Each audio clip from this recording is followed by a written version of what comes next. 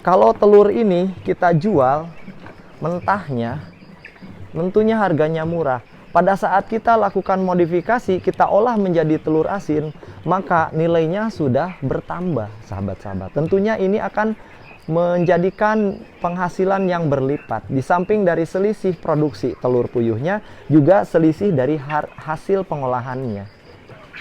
Assalamualaikum warahmatullahi wabarakatuh. Apa kabar sahabat-sahabat yang pangfam? Mudah-mudahan hari ini sahabat-sahabat senantiasa sehat, rezekinya lancar, diberkahkan rezekinya, dimudahkan urusannya, dilancarkan usahanya. Amin ya Allah ya Rabbal Alamin. Pada video kali ini saya akan membahas mengenai bagaimana langkah kita dalam memulai usaha. Namun sebelumnya saya mohon maaf, bukan saya bermaksud untuk menggurui sahabat-sahabat. Saya hanya berbagi pengalaman saya ketika saya terjun ke dunia usaha. Saya aslinya seorang pekerja, ya, ataupun karyawan. Saya seorang guru mengajar. Ketika memulai berwirausaha, ada beberapa hal ternyata yang harus saya ubah di dalam diri saya, terutama mindsetnya.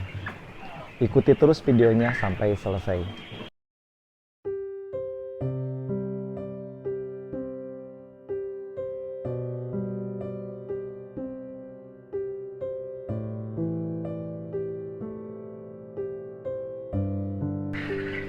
Sebelum ke pembahasan, saya mohon dengan sangat luangkan dulu sahabat-sahabat untuk tekan tombol loncengnya. Jangan lupa subscribe agar mendapatkan notifikasi informasi yang selanjutnya. Pada saat kita mau memulai usaha, maka langkah yang pertama adalah mengubah mindset kita dan menyiapkan mental kita menjadi seorang pengusaha. Maksudnya bagaimana?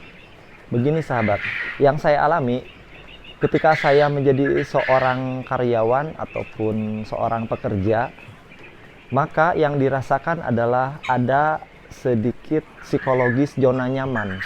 Maksud zona nyamannya seperti apa? Ya, karena kalau menjadi seorang karyawan, itu tiap bulan kita mendapatkan gaji. Artinya ada penghasilan, insya Allah penghasilan kepastian setiap bulannya datang gaji, begitu. Berbeda halnya dengan usaha.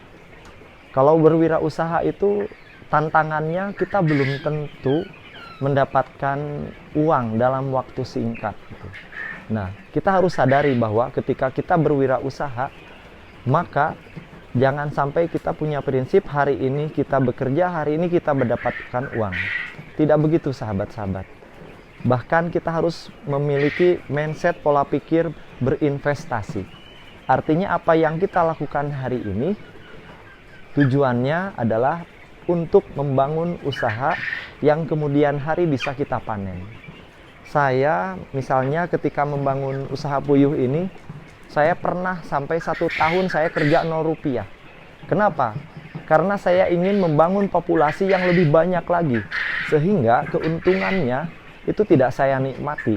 Saya terus investasikan, keuntungannya saya tambahkan untuk populasi puyuh ini. Seperti itu. Dan setelah melewati target, baru di situ bisa menikmati. Tentunya kalau kita memiliki mindset seorang karyawan ataupun pekerja, kita merasa rugi. Kita sudah capek, bekerja, lelah, tetapi kita tidak mendapatkan hasilnya. Nah, disitulah seorang pembisnis harus memiliki visioner ke depan. Kita harus memiliki target. Di masa yang akan datang kita akan memperoleh hasil yang lebih besar kalau kita mau berinvestasi. Prinsip investasi dalam bisnis sangat penting. Yang kedua, yang harus dipersiapkan apabila kita terjun dalam dunia usaha adalah mental. Betapa banyak sahabat-sahabat yang misalnya beternak puyuh, banyak ceritanya saya rugi, mohon maaf, bahkan banyak yang mengeluh gitu, harga pakan naik, harga telur turun, pemasaran susah, akhirnya berhenti. Banyak sekali. Perlu sahabat-sahabat tahu bahwa usaha apapun, tidak hanya puyuh, pasti ada tantangannya, pasti banyak kesulitannya, pasti banyak persaingannya. Ketika kita terjun ke dalam dunia usaha, maka kita harus siap menghadapi tantangan, berbagai macam tantangan, dari mulai persaingan yang sangat ketat, dari mulai goncangan ekonomi, misalnya goncangan ekonomi pada saat menjalankan usaha puyuh, harga pakan naik, harga telur turun malah. Nah, hal-hal seperti itu harus kita persiapkan dan antisipasi sejak awal agar perusahaan kita bertahan. Maka kuncinya adalah kita harus memiliki mental baja, mental yang kuat. Jangan menyerah, jangan mudah mengeluh. Jalani prosesnya, nikmati prosesnya, bersabar. Fokus kita adalah mencari jalan keluar, bagaimana solusi untuk menghadapi krisis.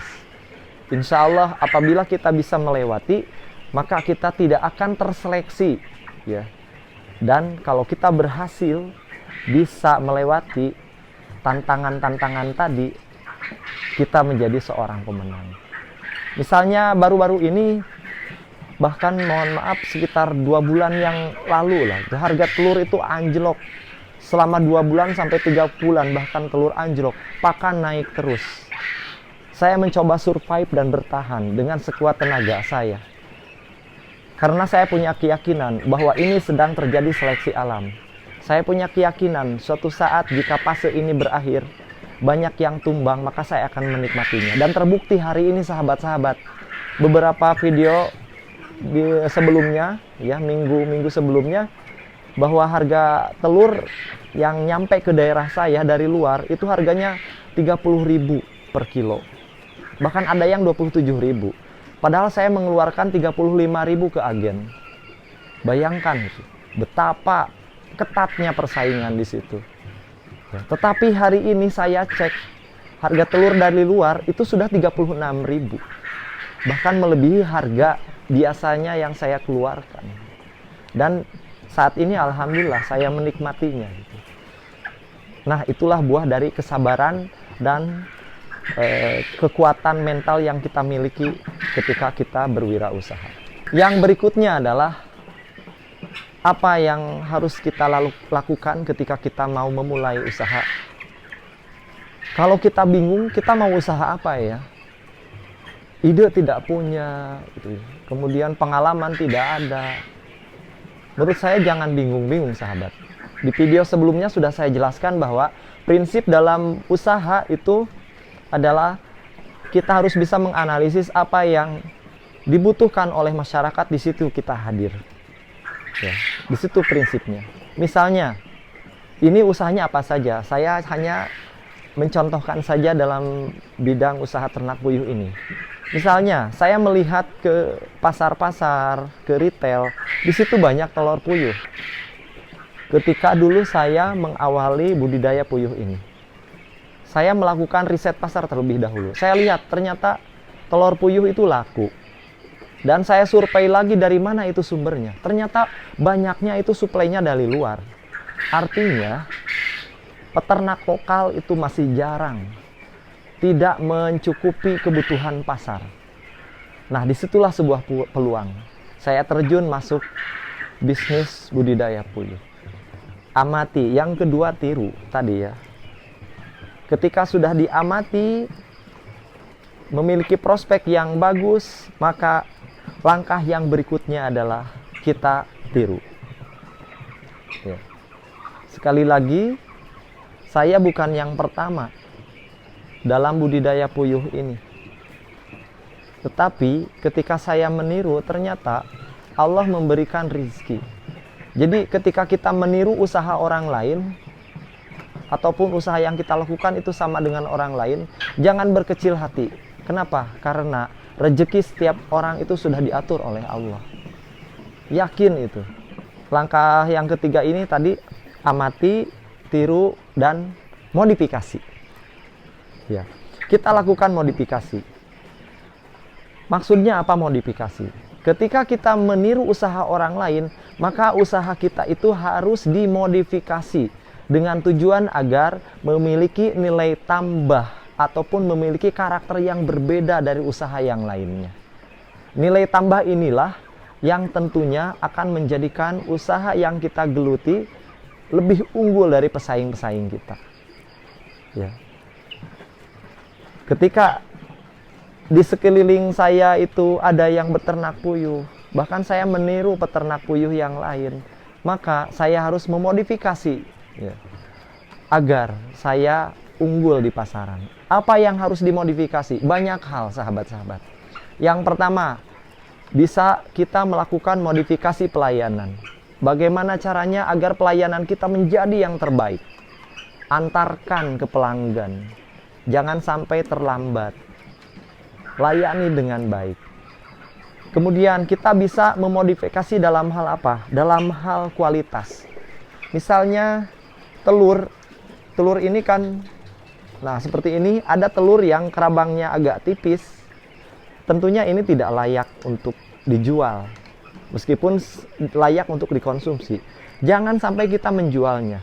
Pilih telur-telur yang terbaik. Itu merupakan modifikasi kualitas. Yang berikutnya adalah memodifikasi agar memiliki nilai tambah. Misalnya seperti ini, sahabat-sahabat. Ya, gini. Saya melakukan modifikasi, melakukan pengemasan yang berbeda dari yang lainnya. Saya kemas seperti ini, sahabat-sahabat. Bisa dibayangkan, brandnya jelas. Di sini ada halalnya. Ini merupakan salah satu contoh produk olahan, yaitu telur asin. Ada halalnya. Kemudian di sini nanti kita cantumkan tanggal produksinya, kadaluarsanya. Nah, ini menjadi nilai tambah. Kalau telur ini kita jual mentahnya, tentunya harganya murah. Pada saat kita lakukan modifikasi, kita olah menjadi telur asin, maka nilainya sudah bertambah, sahabat-sahabat. Tentunya ini akan menjadikan penghasilan yang berlipat. Di samping dari selisih produksi telur puyuhnya, juga selisih dari hasil pengolahannya. Ya. Kemudian selain telur asin juga, ini bisa digunakan untuk mengemas telur fresh seperti ini. Ya. Sekarang saya ingin meminta penilaian sahabat-sahabat. Jika telur di pasaran ataupun di retail disajikan dalam bentuk kemasan seperti ini, kira-kira sahabat mau memilih yang mana? Kalau ini tidak tahu kapan diproduksinya, misalkan expirednya kapan. Ya, kalau ini jelas terkontrol kualitasnya, kira-kira sahabat pilih yang mana? Nah, tentunya saya yakin dengan memodifikasi kemasan seperti ini akan memberikan nilai yang berbeda. Nah, seperti itu, sahabat-sahabat.